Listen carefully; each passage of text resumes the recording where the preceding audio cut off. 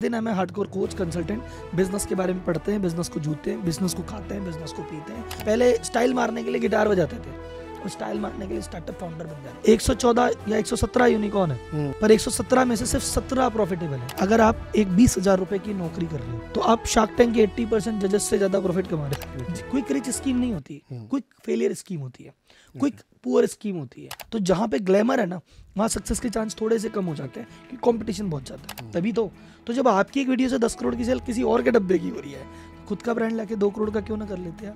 मतलब भारत की आज़ादी से लेके 2023 तक इतना बढ़िया टाइम कभी नहीं था जो 23 से लेके 40 तक आएगा।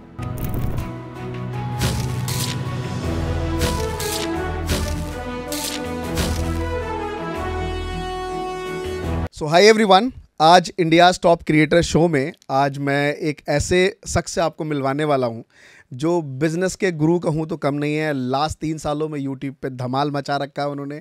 चाहे वो जितने छोटे व्यापारी हों, बड़े से बड़ा बिजनेसमैन हो, हर कोई इनको देखता है, इनको सुनता है और अपने बिजनेस में इम्प्लीमेंट करता है। मैं ज़्यादा देर नहीं करूँगा, मैं मिलाना चाहूँगा सीए राहुल मलोडिया जी से। धन्यवाद अमरेश भाई, एंड धन्यवाद मुझे बुलाने के लिए और टॉप क्रिएटर शो में इनवाइट करके मुझे टॉप क्रिएटर बोलने के लिए। मैं ऐसा हूँ नहीं, लेकिन धन्यवाद। मतलब अब मैं इनकी बातों पे क्या कहूँ, मैं बहुत इसको नॉर्मल लेके चलना चाहता हूँ। खैर आप लोग सब जानते हैं, लाइक जो देख रहे हैं सर व्यूअर्स, मैं बस इतना ही कहना चाहूँगा कि हमने आपको अचानक से आज से 3 साल पहले जब लॉकडाउन ये ख़त्म हो रहा था उस दौरान और शार्क टैंक का कुछ माहौल चल रहा था, उस दौरान आपकी एक वीडियो मेरे सामने आई और वो वीडियो आई और जब एंड हुआ तो हटा मैं वहाँ से। मतलब मेरा कंसंट्रेशन जो था वो कम्प्लीटली उस वीडियोस के ऊपर ही था। उसके अंदर जो केस स्टडी थी, वो डेप्थनेस थी, वो डिटेलिंग, आपने बिजनेस की बारीकियाँ बताई और कई ऐसे वीडियोस आपके हमने देखे जिसमें एक वीडियोस था कि कैसे जो आजकल यंग स्टार्टअप्स आते हैं जिनको लोग बहुत अंडर वैल्यूड कर देते हैं, उनके अंदर बहुत पोटेंशियल होता है जो उनको खुद को नहीं मालूम नहीं होता है। तो उनसे हमें काफ़ी कुछ सीखने को मिला। तो आज बहुत सारी बातें करेंगे सर इस मैटर पे।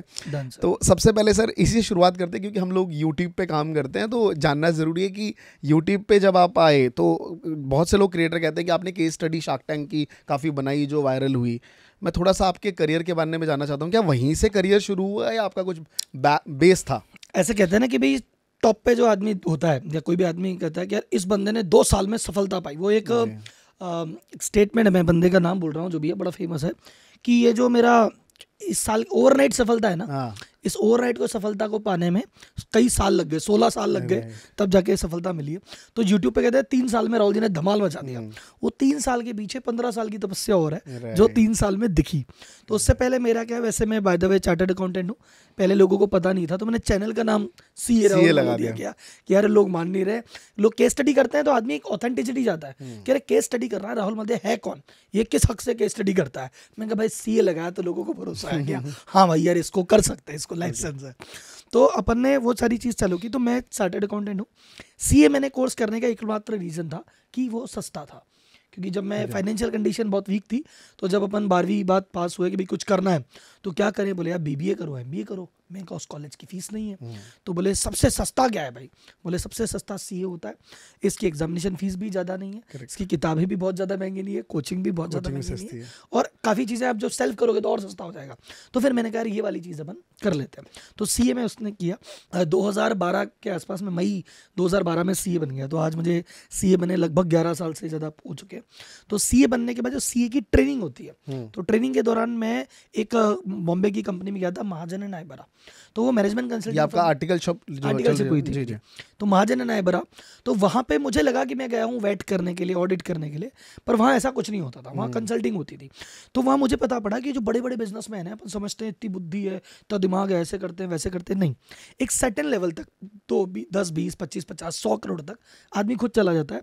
उसके बाद उसको लगता है कि यार मेरे को कंसल्टेंट की रिक्वायर्ड है, उस इंडस्ट्री के एक्सपर्ट की। मार्केटिंग मैं अपने दम पे नहीं कर सकता, मार्केटिंग का एक्सपर्ट चाहिए। तो फिर ये कंपनीज आती है और मुझे पता चला अच्छा जो बड़े लोग हैं ये कंसल्टिंग सर्विसेज लेते हैं, ये कंसल्टेंट को हायर करते हैं, ये गहराई से चीज़ें जानते हैं, ये नॉलेज बाय करते हैं। तब मुझे लगा इस फील्ड में इंटरेस्ट जगा, फिर बिजनेस में इंटरेस्ट जगा। बिजनेस मैगजीन्स में पढ़ने लगा था, पहले ही पढ़ने लग गया था, पर इस दौरान और ज़्यादा इंटरेस्ट जगा। फिर किसी ने धीरूभाई अंबानी का जिक्र छेड़ा, तब तक मैं नहीं जानता था। फिर उनकी बायोग्राफी पढ़ी, फिर मैंने कहा भाई बिजनेस तो चीज़ है। फिर रतन टाटा जी की पढ़ी, फिर लगभग हर इंडस्ट्री, हर कंपनी की पढ़ने लगा, मैगजीन पढ़ने लगा, तो वो इंटरेस्ट जगा। फिर उसी चीज़ को करने जयपुर आए कि जयपुर करेंगे, लेकिन फिर वहाँ पे कंसल्टिंग का जो कहते हैं ना कि बड़े शहर छोटे शहर में फ़र्क होता है, तो Jaipur that time was not ready कि यार कंसल्टिंग आदमी करे। आदमी कहता है मैं खुद ही कर लूँगा, कोई मुझे क्या सिखाएगा। तो 5 साल फिर मैंने बेसिक ट्रेडिशनल प्रैक्टिस की, लेकिन उस दौरान भी मैं मेरा हाथ साफ करते ना कि भाई प्रैक्टिस जारी रहनी चाहिए। तो उस दौरान भी अच्छा कोई आ रहा है वेट की रिटर्न बनाने, पर उससे बात मैं कर रहा हूँ बिजनेस में क्या चल रहा है, फैक्ट्री जा रहा हूँ, ऑफिस जा रहा हूँ, देख रहा हूँ, समझ रहा हूँ उसका माइंडसेट कैसे सोचता है, कैसे करता है, क्या प्रॉब्लम क्या चल रहा है। उसके बाद फिर आई वेंट कम्प्लीटली, धीरे धीरे जब थोड़ा डेवलपमेंट हुआ, मेरी भी मैच्योरिटी आई, लोगों को लगा कि हाँ इससे काम करा सकते हैं। क्योंकि जब सीए बना तो मैं 21 साल 10 महीने का था। अब 21 साल 10 महीने का एक बंदा अगर आपके पास ऑफिस में भी आए और एकदम उसने बीच की मांग निकाल रखी हो और उसके बाल, बीच की मांग थी पहले, बीच की मांग नहीं थी, बाल लंबे थे, अच्छा, तो ऐसे घूम के आते थे। ओके, तो आप ऐसा मान लो कि बंदा बाइक से आया, कोई पिक्चर आप सेंड कर पाए तो हम दिखाए लोगों को। देखता हूँ, देखो पुरानी फोटो भेजूंगा, okay. बाल लंबे वाली नहीं है, छोटे वाली है, okay. पर भेजूंगा एक पुरानी। तो उसमें बाइक पे आ रहा है बंदा, हेलमेट लगा रखा है, अब वो हेलमेट उतार रहा है तो बाल पसीनों में वैसे घूम के आए हुए, चिपके हुए, टी शर्ट है, जीन्स है, जीन्स भी फटी हुई है यहाँ से, स्टाइलिश जूते पहन रखे हैं, हाथ में से बैंड है, और आके कोई बोले आपको कि जी मैं कंसल्टेंट हूँ, आपके बिजनेस को आगे बढ़ाने में हेल्प करूंगा, कह भाई कौन आ गया यार तो वो था। फिर मैंने कहा क्या हुआ, मैं सीए हूँ। वैसे सीए तो बहुत सारे हमारे पास काम करते भैया, आप कैसे हो। फिर मुझे लगा यार अपनी उम्र और अपनी हुलिया काम नहीं है। फिर बहुत छोटा था यार, आपको मैं फोटो भेजूंगा ना, आप बोलोगे यार इससे कौन कराएगा। फिर मैंने कहा थोड़ा फ्रेंच कट लगते हैं, थोड़ा बड़े तो लगेंगे। फिर थोड़ी फ्रेंच कट रखी, थोड़ा कपड़ों पे काम किया। फिर 5 साल काम करके धीरे धीरे मैच्योरिटी शक्ल पे दिखने लग जाती है कि 5 साल से काम कर रहा है लड़का, ठीक है। फिर धीरे धीरे कंसल्टिंग में आए, उसमें ज़बरदस्त सफलता, क्योंकि 5 साल की भाई पहले बॉम्बे का एक्सपोजर था, फिर 5 साल की प्रैक्टिस थी, फिर ऑफिशियली आए तो बहुत अच्छा रिजल्ट मिला। फिर उसके बाद मैंने कहा कंसल्टिंग में मेरी वेटिंग चलने लग गई। मतलब मैं एक बार में 6 क्लाइंट को लेता हूँ कि सोमवार आपका, मंगलवार आपका, बुधवार आपका, तो ऐसे 6 क्लाइंट लिए, ज़्यादा हो गए। तो मैं कहा चलो सोमवार फर्स्ट हाफ आपका, सेकंड हाफ आपका, 12 क्लाइंट हो गए। तो इससे ज़्यादा नहीं हैंडल हो रहे, क्योंकि मैं उस समय नई चीज़ थी, मैं ये तो नहीं कर सकता मैं टीम रख के 4 आदमी रखूँगा तो मेरे से ही सुनेंगे। तो फिर मैंने कहा अरे तो 12 से ज़्यादा ले नहीं सकते, 6 महीने का असाइनमेंट लेते हैं, और उसके बाद अब 13वें आदमी को 7 महीने की वेटिंग, और जो 25वां आदमी आया उसको 12 महीने की वेटिंग, और वेटिंग इतनी चल रही थी 18 महीने तक चली गई। फिर मैंने कहा अरे तो पंगा है, ऐसे तो चलेगा नहीं। फिर मैंने कहा इसको कैसे करें, तो उस समय चल रही थी सुपर 30 मूवी आई थी, तो यही बात चल रही थी। तो मैंने कहा एक काम करें, अमरीश जी, तो एक ऐसा इंसिडेंस हुआ कि 3 जने आए, मेरे को भी काम है, मेरे को काम है, तीनों आ गए। मैंने कहा तुम तीनों बैठो, मैं एक साथ ही बात कर लेता हूँ। तो फिर मैंने तीनों को बैठ के एक ही बात की, मार्केटिंग में ऐसी ऐसी गलती है, ऐसे ऐसे करते हैं, ये करते हैं, वो करते हैं। तीनों बड़े सेटिस्फैक्टरी उठे, बोले सरो एक काम करो ना, हम तीनों को अलग अलग बता दो, साथ ही बता दिया करो। तो फिर मैंने कहा 3 को क्या मैं 6 को ही बता दूं, फिर मैं 10 को ही बता दूं। फिर मैंने सुपर 30 नाम से बैच लॉन्च किया, और मैंने कहा एक काम करो, तुम 300 जने एक रूम में बैठना, मैं प्रॉब्लम मार्केटिंग का टॉपिक लूंगा, प्रॉब्लम बताऊंगा, सॉल्यूशन बताऊंगा, एम्प्लॉय का टॉपिक लूंगा, प्रॉब्लम सॉल्यूशन, तुम टॉपिक बताओ, मैं उसकी प्रॉब्लम सॉल्यूशन सब बताता हूँ। फिर क्वेश्चन हो तो पूछ लेना, फॉर्मेट दे दूंगा, और कुछ करना हो फाइनली उसके बाद पूछना। 80-90% तुम मेरे से ले लो, फिर 10% जो पर्सन हो पूछ लेना। तो फिर सुपर 30 का पहला बैच चला, खत्म होने से पहले दूसरा बैच, दूसरा खत्म होने से पहले तीसरा, और तीसरा खत्म होने से पहले कोरोना तो जब कोरोना आ गया तो पहली लहर छोड़ दी कि अभी होगा कुछ होगा, सेकंड लहर आ गई, मैंने कहा यार इसके बाद कुछ होगा, थर्ड की बातें चलने लग गई, मैंने कहा तो लहरें आती रहेगी यार, कुछ तो करना पड़ेगा। तो फिर जो ऑफलाइन काम होता था उसको ऑनलाइन लेके गए। फिर ऑनलाइन लेके गए, राहुल जी आप ऑनलाइन कोर्स बता रहे हो, अब आपसे जो मतलब बीच में मैं ऐड करना चाहूँगा थोड़ा, ये आपका वहाँ तक था, जब ये ऑनलाइन वाली बात आ रही है, तो हमने जब आपको ऑनलाइन जब देखा तो आपकी ग्रोथ, जब 3 साल पहले आपने अपना यूट्यूब चैनल शुरू किया ऑलमोस्ट, और काफ़ी दिनों तक मुझे दिख रहा था कि उस पर काफ़ी ग्रोथ थी नहीं थी, और सडनली आपका चैनल काफ़ी बूस्ट हुआ on the going on shark tank के टाइम, कुछ बात कर लूँ मैं, और एक्सपोनेंशियल ग्रोथ हुई, अभी 3 मिलियन से ज़्यादा आपके सबसे भी रिसेंटली, कॉन्ग्रेचुलेशन सर, अभी रिसेंटली 3 मिलियन आपने क्रॉस किया, और ऑल ओवर द प्लेटफॉर्म आपके कुछ 8 मिलियन के करीब सब्सक्राइबर्स हैं। तो मैं ये वाला जानना चाहता हूँ, क्योंकि एक हैक, मतलब हर कोई जानना चाहता है यार आपने कैसे वो क्रैक कर लिया डिजिटली, जो अभी आपने कहा कि यार मैं ऑफ द गोइंग, आप कहते कि यूट्यूब से थोड़ा उतना मैं कम अवेयर रहता हूँ, बट आपने तो यूट्यूब को हैक कर रखा है सर। मैं क्रिएशन प्रोसेस बताता हूँ यूट्यूब का, आपको मानोगे नहीं, और मैं बता रहा था कि यूट्यूब के पीछे की मेहनत, यहाँ तक मैं यूट्यूब पे आया, मैंने कोर्स बना दिया, कोर्स बेचना स्टार्ट किया। लोगों ने कहा सर आपका कोर्स करके मजा तो आ जाता है, जैसे मैंने आपका कोर्स किया मजा आ गया कि क्या बात है, लेकिन जो जानता नहीं है वो कोर्स लेगा ही क्यों भाई, आप मेरे से मिल के खुश होते हो, मिले बिना तो मिलोगे कैसे। तो बोले राहुल जी अपनी नॉलेज का कुल सैंपल यूट्यूब पे भी जाए। तो फिर मैंने कहा मेरे कोर्स को प्रमोट करने के लिए यूट्यूब पे 10 वीडियो डाले, अच्छा रिस्पांस मिला। अच्छा रिस्पांस क्या, 200 लोगों ने 200 व्यू आए। और जब नया यूट्यूबर क्या करता है, सबको व्हाट्सएप करता है एक एक नंबर को। तो मैंने कहा मैं 2000 आदमी को भेजा, दो करे thumbs up, wow great awesome, मजा आया।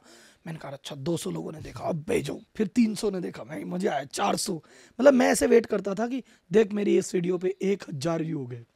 ऐसे करते करते अच्छा मेरे को यूट्यूब को ग्रो करने को लेके पैशनेट नहीं था। मैं करता हूँ 3 दिन यूट्यूब पे फोकस, 27 दिन है मैं हार्डकोर कोच कंसल्टेंट, बिजनेस के बारे में पढ़ते हैं, बिजनेस को जूते हैं, बिजनेस को खाते हैं, बिजनेस को पीते हैं, और कंसल्टिंग कोर्सेज क्लासेस में ही जाता है। मेरा वीडियोग्राफर आके बोलता है राहुल जी वो आपकी वीडियो खत्म हो गई, यूट्यूब पे कुछ डालना है। तो फिर मैं कहता हूँ चल एक काम करना, संडे को शूट करते हैं। तो सैटरडे के दिन बैठूंगा, पूरे दिन कुछ बनाऊंगा स्क्रिप्ट 4, संडे को शूट। फिर बोलेगा सर रील भी दे दो कुछ, मैं ठीक है कल आना। फिर रात को बैठ के 30 रील बनाऊंगा, अगले दिन रील शूट कर दूंगा। ये मेरा एंड गेम है। अब जो दुनिया जुड़ी हुई है, जो आप कहेंगे फटा कैसे, तो फटा कैसे देखो, जब आप किसी व्यक्ति से दिल से जुड़ जाओगे ना, कि जब आदमी को लगता है ना इसका हिडन एजेंडा नहीं है, ये बंदा जो भी कर रहा है ना ये एजुकेट करने के हिसाब से कर रहा है। और नॉलेज देखो सर, बहुत सारे लोग बिजनेस पे बात करते हैं और अच्छी अच्छी बात करते हैं, लेकिन कई बार क्या होता है कि बिजनेस को बढ़ाने के ये 18 तरीके, अब 18 तरीके हैं, मैं 18 तरीके पढ़ रहा हूँ, मुझे लग रहा है 16 तो अप्लीकेबल ही नहीं है। 16 तो बड़े लोगों के, ये गूगल ने किया था, ये अमेजन ने किया था, ये एप्पल ने किया था, तो इन्होंने किया था। गूगल एक ही है, अमेजन एक ही है, एप्पल एक ही है, उन्होंने जो किया था वो उनके लिए है, उनसे कुछ सीख के हम कर सकते हैं, पर हम कैसे अप्लाई करें। तो सुनने में मजा आता है, जीके बढ़ती है, होता कुछ नहीं है। तो मैंने कहा कि मैं मेरी चीज को ऐसे लेके जाऊंगा, जोहो ने क्या किया वो तो बताऊंगा ही बताऊंगा, पर जोहो ने जो क्या किया वो क्यों किया और तुम कैसे अप्लाई करोगे कल से। तो वो चीज़ आदमी को लगता है ये पढ़ के मेरी जीके ही नहीं बढ़ रही, जीके बढ़ रही है, बिजनेस में इंटरेस्ट बढ़ रहा है, प्लस जो मैं सीख रहा हूँ कल जाके अप्लाई कर सकता हूँ। तो और दूसरा कि दिल से जुड़ा, जैसे क्या होता है कि आपने नोटिस किया होगा कि मैंने एक ड्रेस कोड बना रखा है, मैं ऐसे ही रहता हूँ। वो ऐसे है कि भाई नॉर्मली जैसे मैं भी एज ए यूज़र, कोई कॉन्फ्रेंस हो रही है, अपन भी चले गए, तो कॉन्फ्रेंस में गई तो एक बंदा आता है, चमकदार कपड़े, जूते, सूट पीट, और बंदा आया स्टेज पे, मैंने कहा यार भाई साहब क्या बंदे हैं, तो वो घड़ी वड़ी पहन रखी है, तो मुझे ऐसा लगता है कि यार ये बहुत बड़ा आदमी है, ये बहुत ज्ञानी है, बहुत नॉलेजेबल है, मैं काश में ऐसा होता, पर मैं ऐसा हो नहीं सकता कि ये बड़ा आदमी, हम छोटे आदमी, एक गैप है।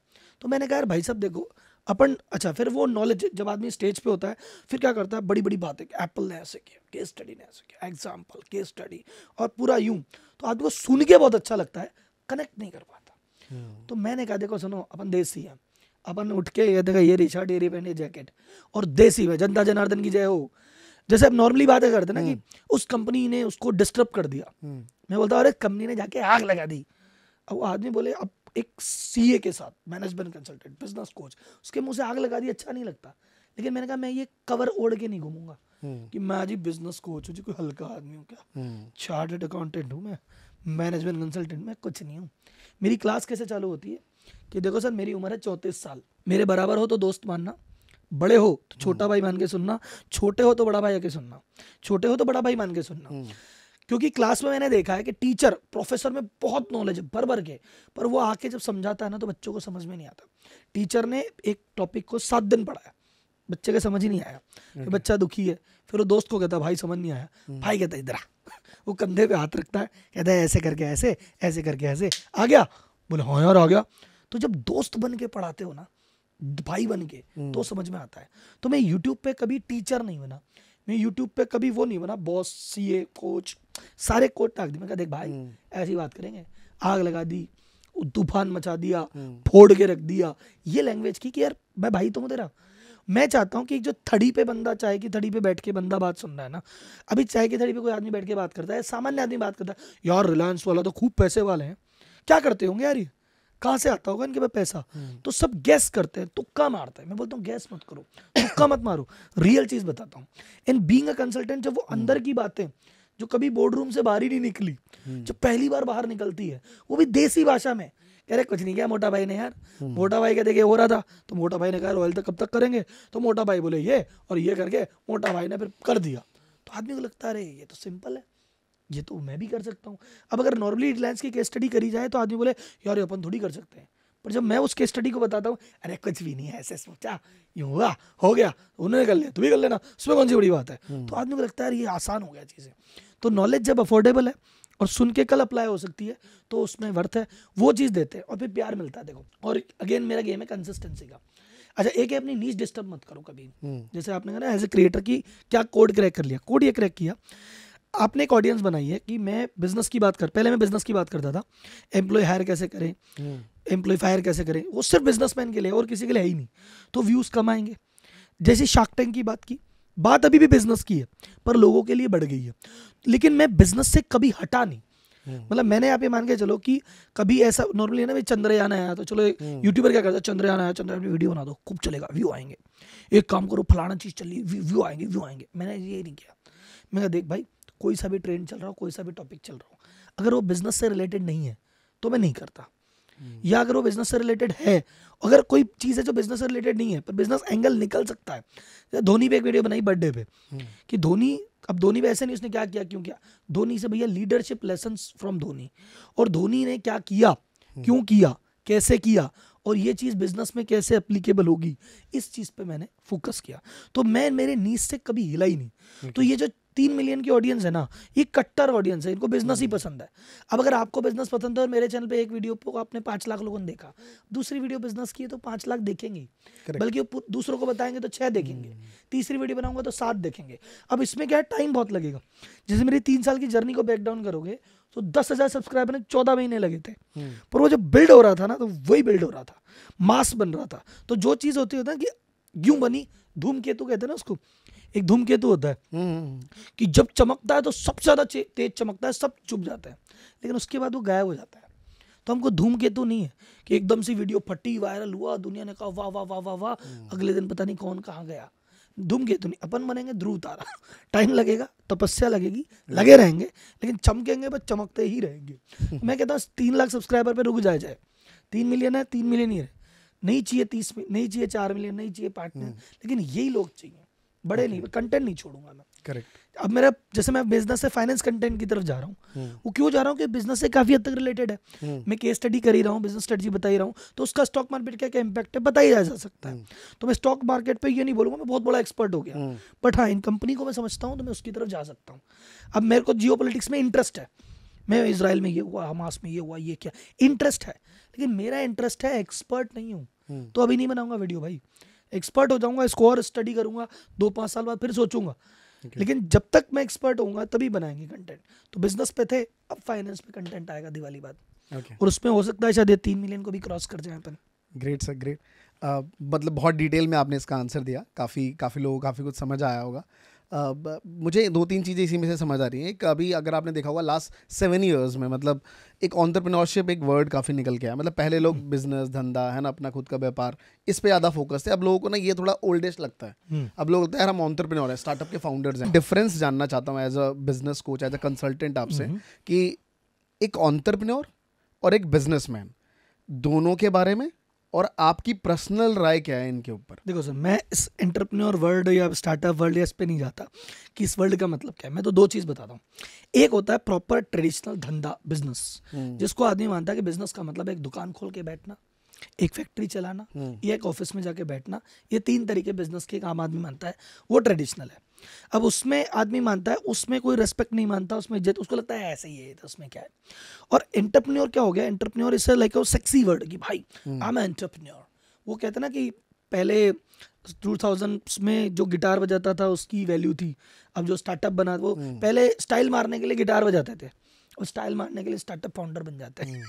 तो ये वाला चीज़ चल रही है। तो अभी स्टार्टअप आदमी को क्या लग रहा है, कुछ ऐसी नई चीज़, एंटरप्रेन्योर एक कॉन्सेप्ट हो गया कि भाई बहुत ज़्यादा वैल्यू ऐड करना, कोई ऐसा धंधा जो आज तक कभी हुआ नहीं, या वो धंधा तो हो रहा था इस तरीके से कभी नहीं हुआ, एकदम नया प्रोडक्ट या नया प्रोसेस या नया बिजनेस या पुरानी चीज को करने का नया तरीका।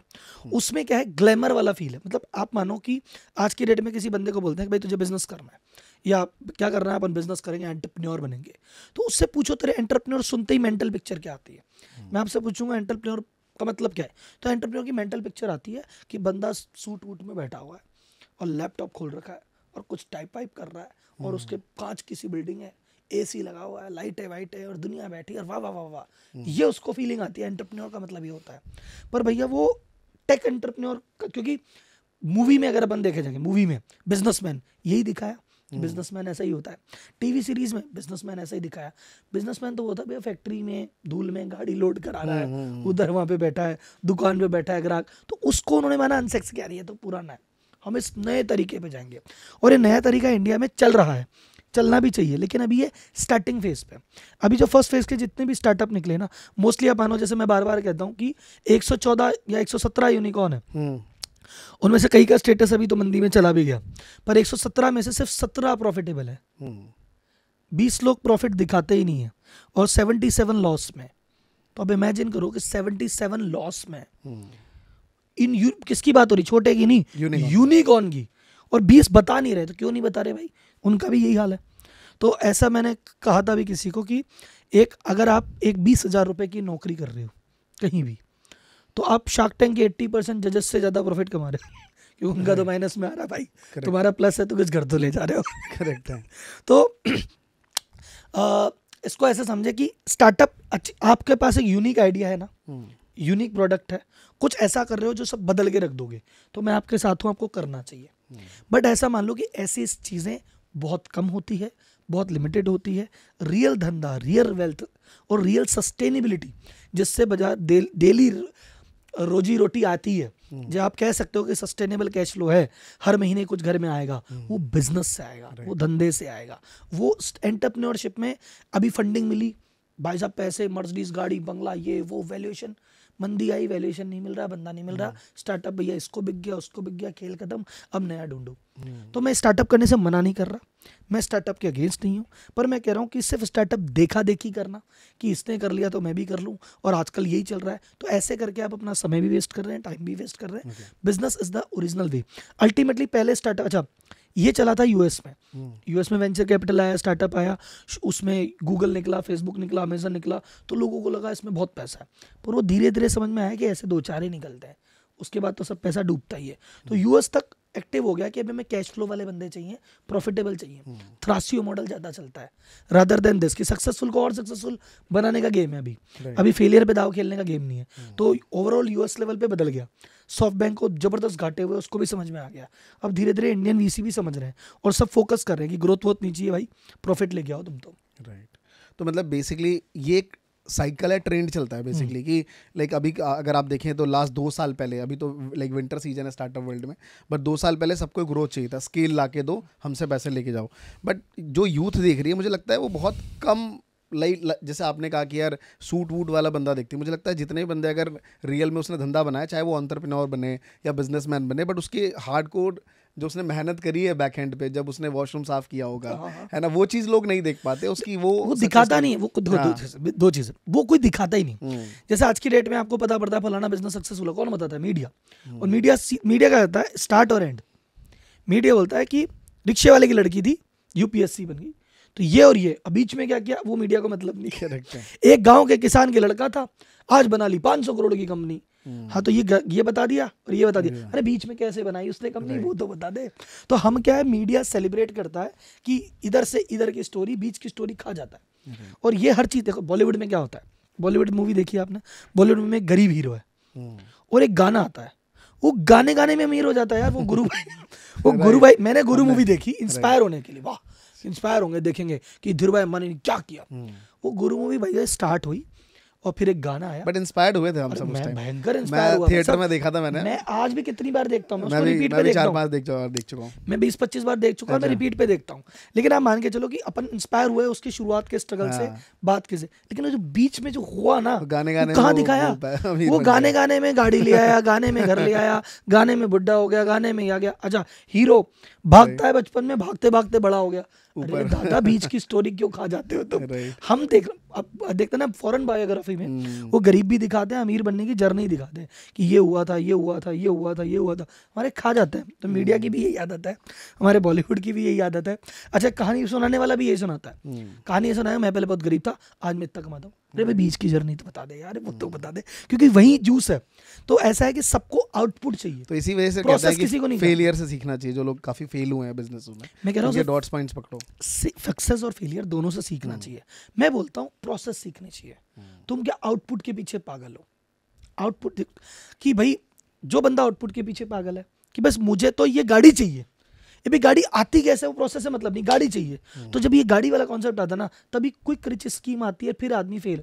ये जितने भी आप मान लो चिट फंड स्कीम में पैसे चले गए कि मैंने यहाँ फंड किया था, वो किया था, इन्वेस्ट किया था, ये वाली स्कीम, ये वाली स्कीमों में लोगों के पैसे क्यों जाते हैं? वो कहते हैं जल्दी से अमीर बन जाए, प्रोसेस नहीं पता उनको। किसी ने सपना दिखा दिया इतने रुपये, वो है ना 25 दिन में पैसा डबल, उस वाली चीज में ज्यादा है आदमी कि मुझे कुछ ऐसा बता दो कि तुरंत ही कुछ बड़ा हो जाए, और तुरंत बड़ा कुछ होता नहीं है। और जो तुरंत बड़ा बताने के लिए तुमको बुला रहा है वो सब जगह घाटे हैं। कोई रिच स्कीम जो होती है जल्दी से अमीर बनने की सभी स्कीम है, वो तुम्हें जल्दी से गरीब बनाती है। क्विक रिच स्कीम नहीं होती है, क्विक फेलियर स्कीम होती है, क्विक पुअर स्कीम होती है, क्विक डेट स्कीम होती है कि भैया तुम्हें जल्दी से कर्जे में डालने वाली स्कीम है वो। सफलता धीरे धीरे बनती है, स्टेप बाय स्टेप बनती है, बना धूमकेतु नहीं होता। धूमकेतु है तो खत्म होगा, तुमको बनना ध्रुव तारा। लाइफ टाइम चमकना है तो भैया तपस्या लगेगी, प्रोसेस समझो। तो जैसे बिजनेस में लोग कहते हैं ना यार ऐसे ऐसे हो जाएगा, नहीं होगा भाई। बिजनेस का प्रोसेस है भाई, पहले एक ढंग का प्रोडक्ट इंडस्ट्री दूं जिसमें तेरा इंटरेस्ट हो, एक्सपर्ट हो, उस इंडस्ट्री में मेहनत कर, 4-5 साल इंडस्ट्री को समझ, प्रोडक्ट सर्विस को समझ, उसको बेटर कर, फिर पहले खुद काम कर, फिर एक टीम बना, फिर प्रोडक्ट को मार्केट कर, फिर फाइनेंस लेवल पे खुद की कंपनी को बड़ा बनाने का प्रयास कर, प्रॉफिट लेके आ, फिर इन्वेस्टर लेके आ, फिर चीज़ बनेगी, जल्दी से हो जाएगा। तो जल्दी से स्टार्टअप में जल्दी होती है। तो स्टार्टअप की जल्दी में क्या हो रहा है कि भाई इधर आइडिया लेके आया, इधर फंड मिल गया, फंड मिल गया, एक बार हीरो बन गया, फिर नेगेटिव आई तो फिर जीरो बन गया। तो ये ऊपर नीचे क्यों हो रहा है? धूमकेतु ही तो है। कभी छाया तो नाम ही नाम है, बदनाम ही बदनाम है। कभी तो आया तो दुनिया ने को लीडर बना दिया, कभी कोई पूछ ही नहीं रहा। तो ये ऊपर नीचे हो रहा है ना। लिगेसी बिजनेस देखो कि अगर टाटा जी की बात है तो बात ही है ना, वो परिवार 100 साल से टिका हुआ है। अंबानी की फैमिली टिकी हुई, लिगेसी बिजनेस कर रहे हैं। तो आप मान के अच्छा, एक बार किसी दिन मैं एक स्टडी करके दिखाऊंगा सर आपको। अभी मैं रैंडम डेटा नहीं थ्रो करना चाहता, पर जितना की है वर्ल्ड में जितना पैसा है ना, 100 बिलियनर की मैं लिस्ट बनाऊंगा ना, तो अभी तो टेक वाला दौर चल रहा है कि टेक को छोड़ के अगर आप मेजर बिलियनर की बात करोगे ना, तो ऐसे बिजनेस से बने हैं जो कि कोई करना नहीं चाहता। कोई बिलियनर बना है मैं मेटल से, कोई माइनिंग से, मतलब ऐसे जो धंधे है ना कि सेक्सी बिजनेस नहीं है, वहां अमीरी है, वहां पैसा है। जो सेक्सी बिजनेस है ना कि ये वहां कुछ नहीं, क्योंकि वहाँ कंपटीशन है। सबसे ज्यादा ऐसे मानो कि एक बिजनेस जो हर आदमी करना चाहता है वो है रेस्टोरेंट बिजनेस। काश मेरा कैफे हो, काश मेरा एक होटल हो। फूड में सब, क्योंकि हम रोज फूड खाते हैं, रोज फूड देखते हैं, हम इसमें कुछ कर देते हैं, इसमें और ये होटल क्या चलता है, ये क्या चलता है, होटल करेंगे। वो सेक्सी बिजनेस है, सबको दिखता है, सब घुसते हैं, सब मरते हैं। होटल में आप देखो ना कि हर 5 साल में आप किसी भी लोकेलिटी में जाओगे 60% होटल बदल जाते हैं, खुलते हैं बंद होते हैं, खुलते हैं बंद होते हैं। This is all about marketing strategy. मतलब मेरे like one of a friend है जिनका सीपी में एक बहुत बड़ा रेस्टोरेंट है, वो कहते हैं यार ये जो 5 रेस्टोरेंट के अलग अलग नाम दिख रहा है सारे मेरे ही हैं। जस्ट बिकॉज ऑफ कि लोग ना बोर हो जाते हैं। अगर एक रेस्टोरेंट में बार बार आते हैं तो उनको वो स्टाइल लुक नहीं लगता। अब वो जमाना गया कि ओल्डिश वाला था, उनको नया चाहिए, तो फिर हम एक नया रेस्टोरेंट खुद का खोलते हैं। अब लोग उसमें जा रहे होते हैं। तो अब गेम क्या है सर, जो बिजनेस है ना जिसमें कि जैसे मैं बोलता हूँ स्टील, अब स्टील बिजनेस के बारे में कोई देखता नहीं, कोई जानता है, कोई मानता नहीं। अब उसमें अगर कोई घुस रहा है ना तो कमाई के कंपटीशन ही कम। जहाँ जैसे अब यूट्यूब है, मान अब यूट्यूब देख के मजा आता है ना, तो यूट्यूब मजा आता है तो मजे मजे में इतने क्रिएटर आ गए। मजे मजे में कितना आप जानते हो डेटा क्या है? कोई 74 मिलियन का कोई डेटा है, कोई कह रहा 8 करोड़ क्रिएटर है, कोई कह रहा 7.5 करोड़ है। पर 8 करोड़ अगर क्रिएटर यूट्यूब में बनाना चाहते हैं, पैसा कितनों के पास आ रहा है? 1,60,000 के पास। तो भाई साहब फिर अब यहाँ पे कॉम्पिटिशन चीज दिखी, मजा आया, ग्लैमरस है, तो ग्लैमरस है तो यहाँ पैसा इतना नहीं भैया। 8 करोड़ में से 1.5 लाख कमा रहे हैं। उनमें से भी अगर देखोगे तो कई के 5-5 10-10 चैनल है, तो नेट में 20,000 लोग कर रहे हैं। अब तुम 20,000 लोग को देख के 8 करोड़ लोग आ गए, कर लो। यूपीएससी में क्या होता है, और आईएएस की लाइव देख के कितने लोग आ गए, 200 आईएएस बनेंगे, 10 लाख लोग फॉर्म भरने बैठे। ये भाई क्या कर रहे हो? तो जहाँ पे ग्लैमर है ना, वहाँ सक्सेस के चांस थोड़े से कम हो जाते हैं, क्योंकि कॉम्पिटिशन बहुत ज्यादा है। आप ऐसी जगह ढूंढो जहाँ आपकी स्किल हो, एक्सपर्ट हो, कंपटीशन थोड़ा कम हो। तो अभी जब आपने इन्फ्लुएंसर्स की बात करी, तो यूजुअली आपने देखा होगा कि अभी इन्फ्लुएंसर्स, अभी जब से ये मार्केट समझ आया कि यार ये हमेशा हवा में दुनिया नहीं रह सकती, तो there are so many influencers जिन्होंने अपना बिजनेस स्टैब्लिश करने का सोचा कि यार कुछ प्रोडक्ट बेस्ड बिजनेस बनाते हैं। तो ये वो इन्फ्लुएंसर जिनके पास सिर्फ पैसा है आज के रेट में, और वो कोई अपना एक बिजनेस बनाना चाहते हैं। What do you think about it कि इन्फ्लुएंसर्स बिजनेस बना सकते हैं, या उनको एज अ इन्फ्लुएंसर ही रहना चाहिए, उसी में स्केल करना चाहिए? 100% इन्फ्लुएंसर को अपना बिजनेस बनाना चाहिए। 100% मैं कहता हूँ यही वो कैटेगरी है जिसको 100% एंटरप्रेन्योर बन जाना चाहिए। बहुत सारे कारण है। देखो मैं एक चीज़ बताता हूँ, जैसे कि हर चीज़ में फ्लो आता है ऊपर नीचे। आप पुराने क्रिएटर, सबसे पुराने क्रिएटर हो, आप ज़्यादा जानते हो इस बात को। पहले जिस 1 लाख सब्सक्राइबर पे जो रेवेन्यू आता था वो अब 1 मिलियन पे भी नहीं आता यूट्यूब की तरफ से वो रेवेन्यू। वो गेम क्या है कि चीज़ें ऊपर नीचे होगी, कोई भी प्लेटफॉर्म आपको पहले मौका देगा। जैसे मैं एक एग्जांपल, पता नहीं मुझे देना नहीं चाहिए, आप क्रिएटर के किंग हो तो आपके सामने दूं ना दूं, पर मैं एक एग्जांपल देता हूँ कि जैसे ओला में क्या हुआ। ओला ने पहले अपनी को स्टैब्लिश करने के लिए ड्राइवर लेके आए, ड्राइवर को अंधा पैसा दिया, 1 लाख 2 लाख ड्राइवर कमा रहा है, और यूज़र को बोला तुम फ्री में देखो जी, मजे करो। तो यूज़र ने मजे किए, इसने भी मजे किए, और ओला के जेब से पैसे लगे, पर कोई बात नहीं, इकोसिस्टम बन गया। जब इकोसिस्टम बन गया तो उन्होंने कहा कि सुनो अब तुम फ्री नहीं लोगे, अब तुम पैसे दो। तो थोड़े उनसे पैसे लिए, फिर धीरे धीरे उनके पैसे और लिए, फिर सर्च प्राइसिंग बढ़ाई, फिर और नेक्स्ट लेवल ले गए। इधर पैसा बढ़ाते गए, ड्राइवरों का 1 लाख से 50 किया, 50 से 25 किया, आज 15 के लिए मर रहे हैं। यूट्यूब पे it could be a same thing in future 5 year down the line, कि भाई पहले क्रिएटर बुलाए, क्रिएटर को खूब सारा पैसा दिया, व्यूअर को बोला तुम फ्री में देखो मजे करो, अब सेटल हो गया। अब क्रिएटर को कह रहे तुमको उतने पैसे नहीं मिलेंगे, थोड़े थोड़े कम करते हैं, और यूजर को कहते हैं ले अब तू एक ऐड देख, अब तू 2 ऐड देख, अब तू 8 मिनट की वीडियो में 9 ऐड देख और देखे, और अब तू ऐड नहीं देखना तो प्रीमियम और दे। तो अब क्या हो रहा है, इकोसिस्टम है। तो अब जैसे वो ड्राइवर के साथ जो हाल नहीं हो गया, वो यूट्यूब क्रिएटर के साथ हो सकता है। भाई आपका कंटेंट अच्छा है तो कुछ नहीं होगा कभी भी, लेकिन ओवरऑल तो होगा भाई साहब। तो आपके पास तो पहली बात, क्योंकि ये बिजनेस आज है कल नहीं रहेगा, आज जितना यूट्यूब से आप कमा रहे हो आगे जाके उतना नहीं कमा पाओगे, ये शाश्वत सत्य है। आपका कंटेंट जो ऑब्वियसली देखो 5 मिलियन है आपके, कल को आपके 15 मिलियन हो जाएंगे तो ऑब्वियसली ज़्यादा कमाओगे, पर जो 15 मिलियन वाला आज कमा रहा है उतना नहीं कमा पाओगे। ओवरऑल एक डिमिनिशिंग यूटिलिटी आने वाली है, तो इसलिए आपको जाना चाहिए, पहली बात तो। दूसरी बात, आप एक इन्फ्लुएंसर ऑफ फिटनेस के, मैं आपको कहता हूँ प्रोटीन पाउडर का डब्बा एंडोर्स करो, 10 लाख रुपए दूंगा। अब आपको मैं 10 लाख रुपए देके प्रोटीन पाउडर का डब्बा आपसे क्यों बिकवा रहा हूँ? क्योंकि आपके कहने पे मैं 10 करोड़ की सेल कर लूंगा, तभी तो जब आपकी एक वीडियो से 10 करोड़ की सेल किसी और के डब्बे की हो रही है, तो खुद का ब्रांड लाके 2 करोड़ का क्यों ना कर लेते हैं आप? करना चाहिए ना। तो हमेशा देखो, आप बिजनेस में एक चीज सबसे इंपॉर्टेंट होती है डिस्ट्रीब्यूशन। आपका प्रोडक्ट अच्छा है, दुनिया आपका प्रोडक्ट जो लेगा ना वो धन्य हो जाएगा, आपको दुआएं देगा जिंदगी भर। पर आपका प्रोडक्ट कोई ले ही नहीं रहा, अभी तक उसको पता ही नहीं ना। जैसे मैं एक आइसक्रीम खिलाता हूँ और आइसक्रीम खा के आप धन्य हो जाते हो, पर तुम्हें पता ही नहीं कि मैं आइसक्रीम बनाता हूँ और मेरी आइसक्रीम अच्छी है। तो मेन चीज़ है डिस्ट्रीब्यूशन, की मेरा प्रोडक्ट कितने लोगों तक पहुँच पा रहा है। और इस समय सबसे बड़ी मीडिया कंपनी इन्फ्लुएंसर है, सबसे ज़्यादा डिस्ट्रीब्यूशन उसके पास है, सबसे ज़्यादा प्रोडक्ट लोगों तक वो पहुँचा पा रहा है। तो भैया जब वो प्रोडक्ट पहुँचा भी पा रहा है तो क्रिएट भी कर लेना, और यही बेस्ट व्यू है। तो आज की डेट में एंटरप्रेन्योर क्रिएटर बन रहे हैं, एंटरप्रेन्योर बड़ी बड़ी कंपनियां बोल रही था आपसे यही। शुगर जो है, शुगर है, वो उन्होंने सेल कैसे बढ़ाई, उसने कहा इंस्टाग्राम पे पेज बनाया मिलियन का, है ना। बड़ी कंपनियां पेज बना रही है, वो कंपनीज क्रिएटर बन रही है। तो क्रिएटर को बिजनेसमैन बन जाना चाहिए, यही सही टाइम है। ओके, रेसिप्रोकल करना चाहिए 100%। मतलब मैं कह रहा हूँ आपसे सक्सेसफुल बिजनेस कोई नहीं चला सकता। अंडरस्टूड। और कोई कंसल्टिंग चाहिए तो मुझे बताना। Thank you. एक कोर्स अलग से बनाता हूँ मैं। Okay, great sir. So next, अभी आपने कहा कि आपका जियो पॉलिटिक्स में थोड़ा इंटरेस्ट है, कितना इम्पैक्ट रहता है मतलब आज के टाइम पे बिजनेस के ऊपर? वो बिजनेस है जो अभी डेवलप हो रहे हैं, मतलब एक वो बिजनेसमैन थे जो जिनका हमने डिस्कस किया कि यार जिनका स्टील का बिजनेस था और पुराने बिजनेसमैन थे, बट आजकल के जो एंटरप्रेन्योर बन रहे हैं उनका पॉलिटिक्स का कितना इंटरफेरेंस रहता है, ये मैं आपके थ्रू जानना चाहता हूँ, बिकॉज आप कहीं ना कहीं दोनों लोगों से कनेक्टेड रहते हो। I will show you videos and everything, तो थोड़ा डिटेल में इस पे जानना चाहूँगा। देखो, मैं सिंपल जो आपका सवाल है कि जियो पॉलिटिक्स का बिजनेस पे क्या इम्पैक्ट रहता है, वो इम्पैक्ट रहता ही है। ऐसे समझो कि पहले गांव, जैसे गांव है एक, तो गांव में क्या होता है कि भाई सब यहीं लेना है, यहीं देना है, बात खत्म।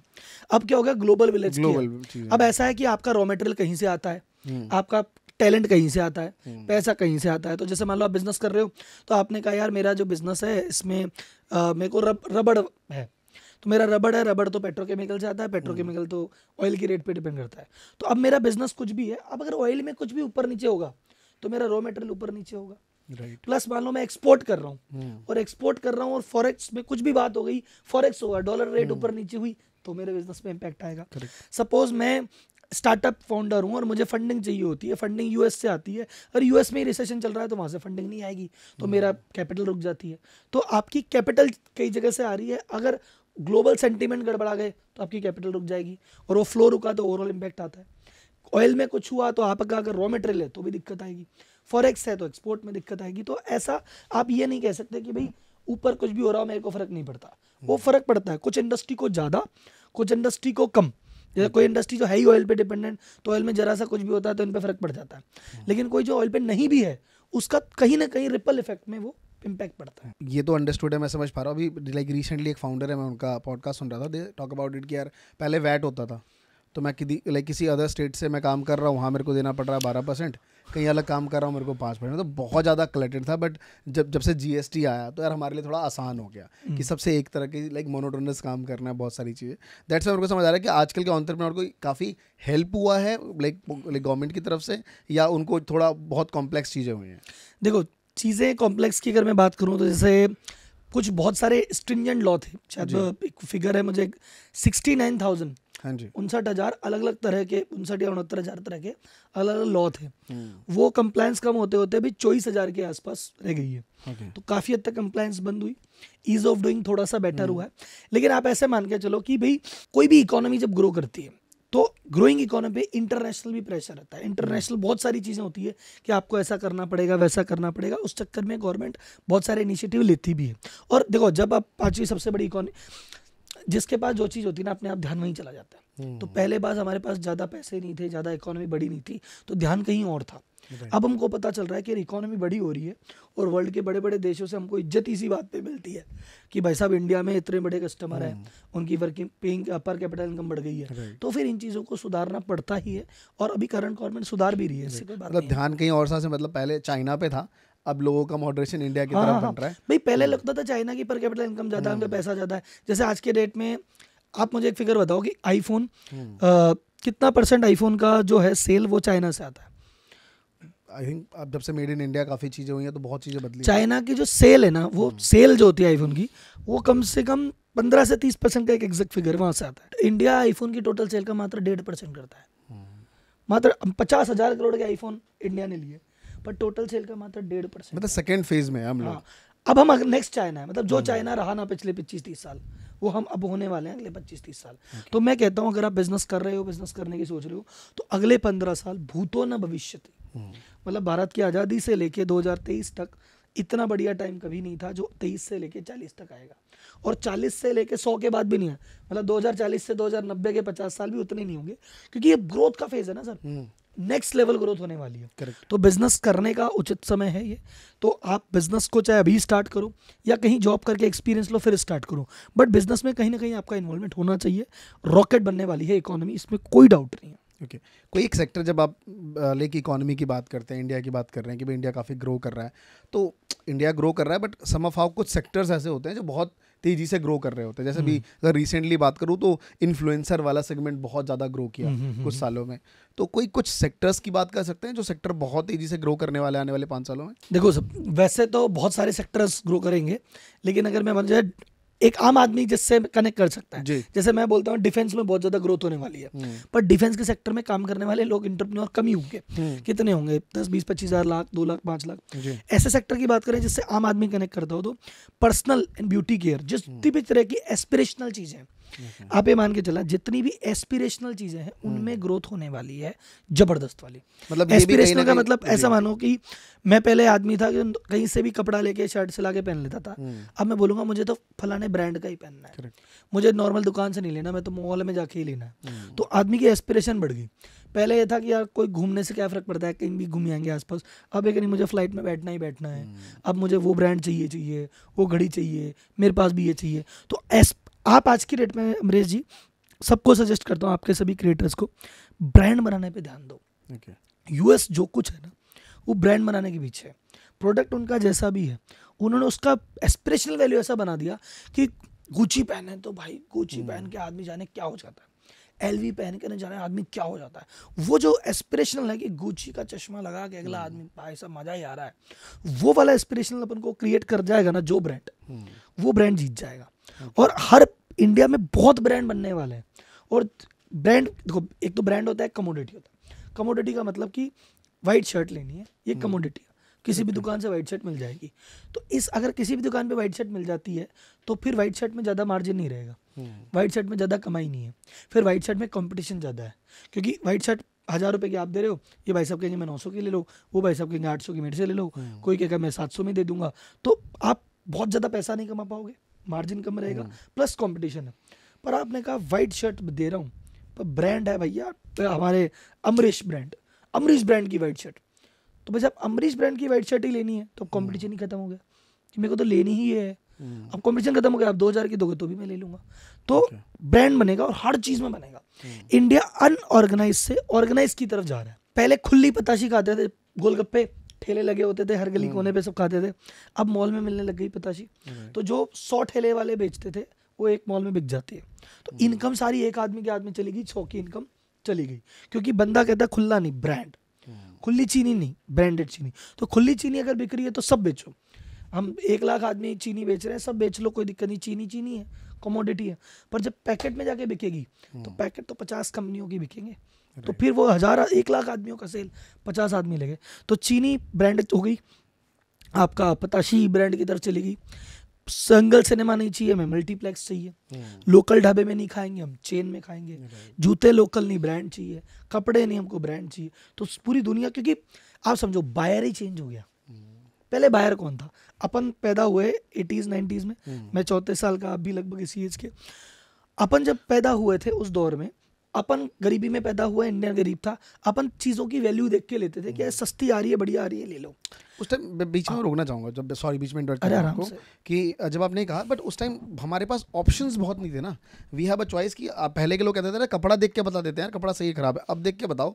आजकल का यूथ इतने सारे कपड़े मिलते हैं, तो कहीं ना कहीं उसमें भी प्रॉब्लम है। देखो आज की यूथ में आगे जेंजी, पहले का यूथ क्या, देखो इंडिया में इतनी ग्रोथ क्यों हो रही है, 2 कारण से जी।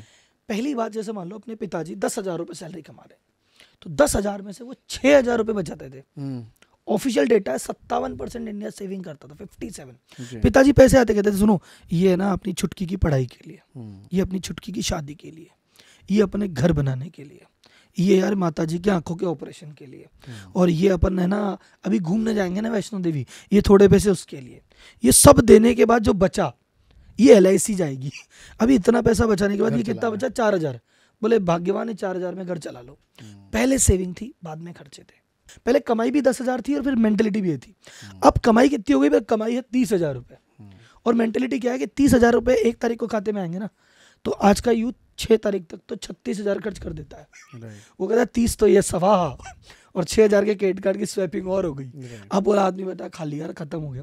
तो अब हमारी सेविंग परसेंट नेशनल लेवल पे 17% रह गया। क्रेडिट कार्ड का डेट है 2 लाख करोड़ से ऊपर, 2 लाख करोड़ से ज्यादा का क्रेडिट कार्ड डेट है। तो आदमी कह रहा है मेरी इनकम तो पूरी खर्च करूंगा, लोन पे लेके और करूंगा। जनरेशन है YOLO generation, youth YOLO, you live only once, जिंदगी नहीं मिलेगी दोबारा, जो कुछ है अभी तो है, जी लो खा लो पी लो, क्या देखा भविष्य कल किसने देखा है।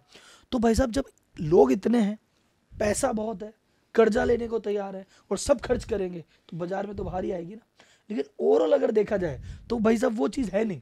ये जेंजी है, ऐसी है, इसको ब्रांड चाहिए। तभी मतलब अगर एक एडवाइस करें तो बस कर्ज ले खर्च मत करो, बस खर्च करो, तभी तो इकोनॉमी ग्रो करेगी, कंजप्शन बढ़ेगा इकोनॉमी में। बट हाँ वो एक कमाई करके वाला जो सीन है, कमाई करो ना भाई, 10 लाख रुपए कमाओ, 2 लाख खर्च कर दो, 4 लाख खर्च कर दो। तुम कमाई पे ध्यान नहीं दे रहे, तुम खर्चे पे ध्यान दे रहे हो, अगेन आउटपुट पे ध्यान दे रहे हो, प्रोसेस पे ध्यान नहीं दे रहे। करेक्ट।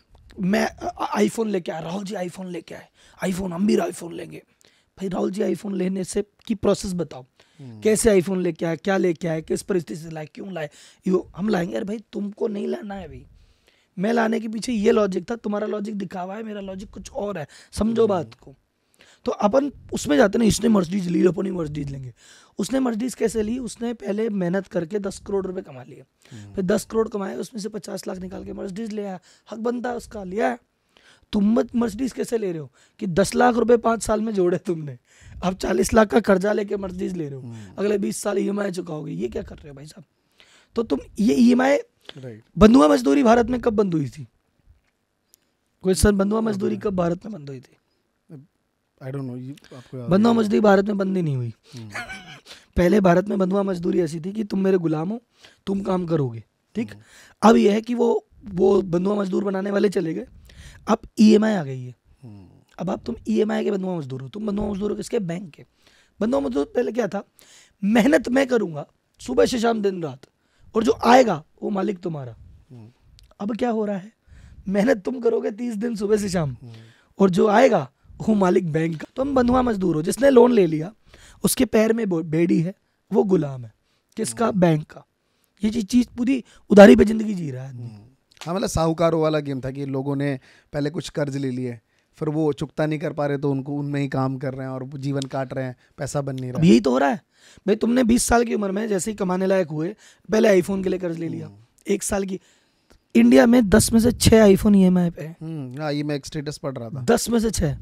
तो पहले तुमने 24 देखो 23-24 साल में कमाने लगे, कमाते ही 6 महीने के अंदर आईफोन ले लिया। अब 1 साल उसकी ईएमआई दे रहे हो। उसकी ईएमआई चुकने से पहले तुमने कहा मालदीव घूमने चलते हैं, 6 दिन घूमने गए, उसकी ईएमआई आ गई। फिर उन्होंने कहा शादी तो धूमधाम से होनी चाहिए लड़के की, शादी के लिए ले पर्सनल लोन, उसकी ईएमआई। उसके बाद वो ईएमआई चुक रही नहीं, उससे पहले गाड़ी भी तो होनी चाहिए, गाड़ी की ईएमआई।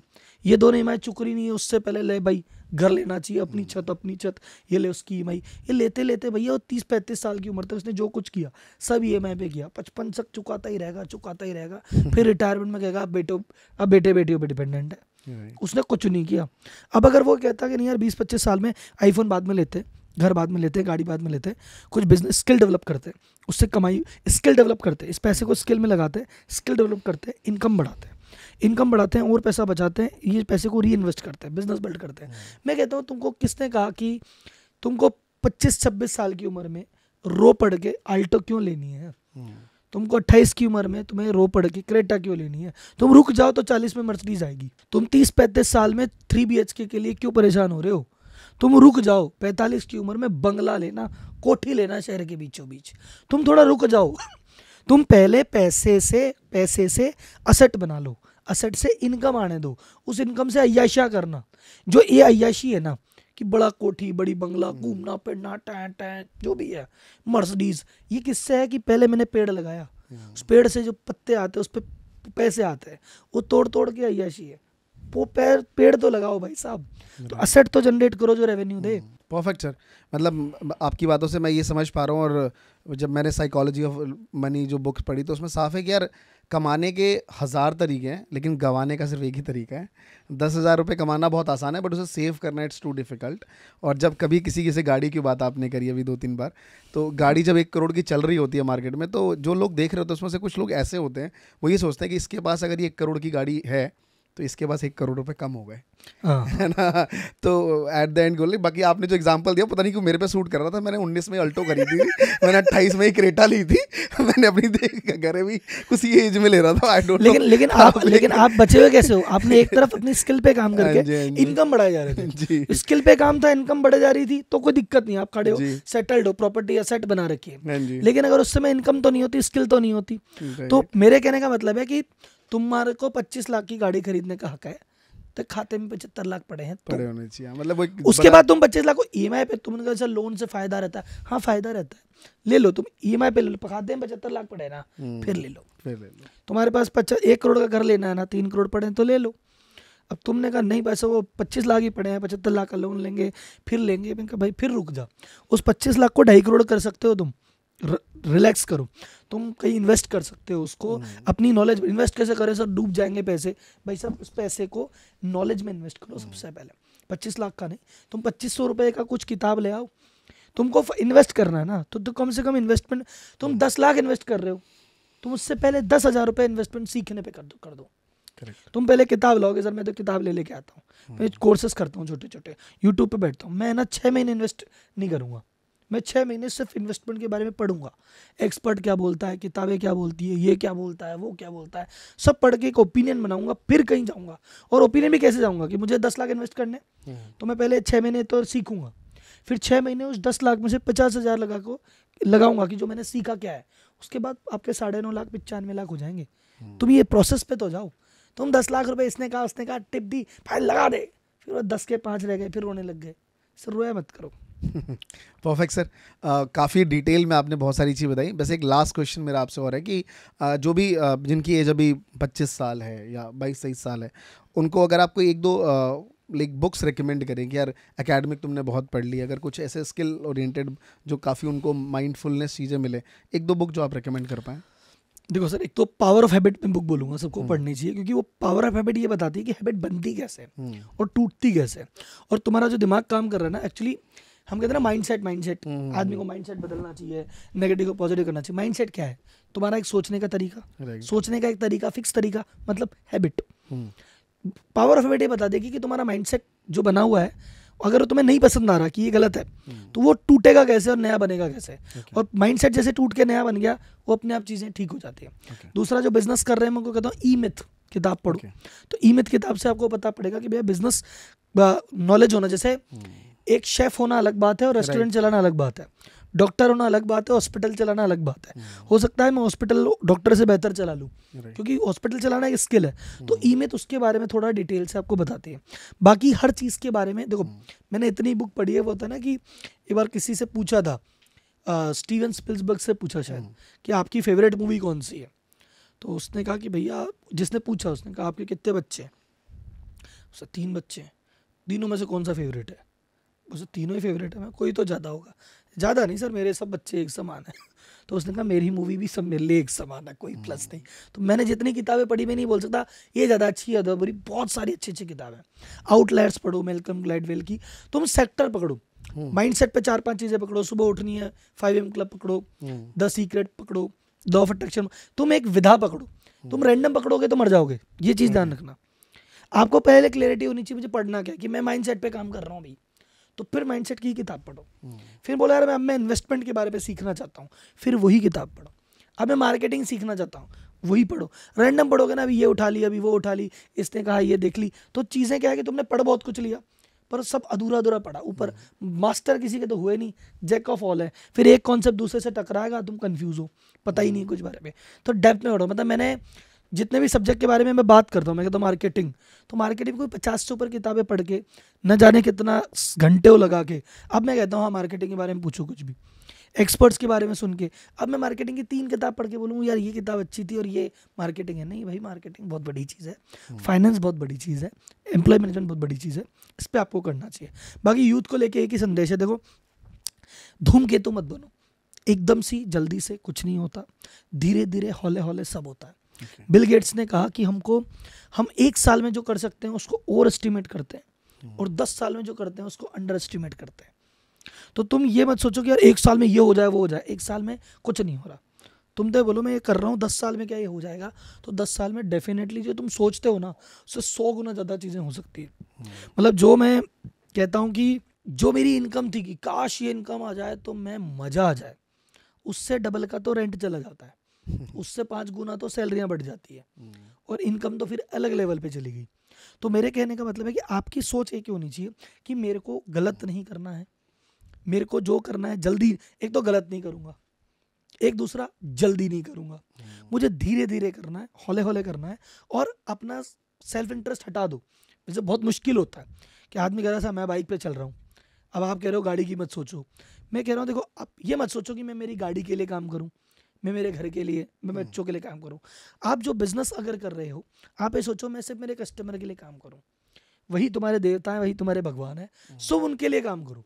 कस्टमर की नीड पूरी चाहिए, कस्टमर की पेन चाहिए, कस्टमर को ही लिए काम करना है, खुद के लिए नहीं करना। उस पर ध्यान दो। तुम्हारा तो, तुमने अगर आल्टो सोच के बैठे थे तो मर्सिडीज आएगी, 2 BHK सोच के बैठे थे तो कोठी आएगी, तुम सोच के बैठे थे कि मैं घूमने जाऊँगा दुबई नॉर्मल क्लास में, तो तुम बिजनेस क्लास में अमेरिका का 1 महीने का ट्रिप करके आओगे। जितना सोचा उससे 100 गुना मिलेगा। लेकिन खुद के बारे में नहीं सोचना, सोचना कस्टमर के बारे में कि यार इसके लिए क्या, ये खुश होना चाहिए, बस फिर भगवान तुम पे खुश हो जाएगा। Great sir, great. बहुत डिटेल में आपने बहुत सारी बातें बताई हैं, वो बहुत ही प्रोडक्टिव रहा होगा जो लोग अभी यहाँ तक सुन रहे हैं, और थैंक यू सो मच कि इतना वैल्यूबल चीज़ें बताने में। Thank you sir, thank you.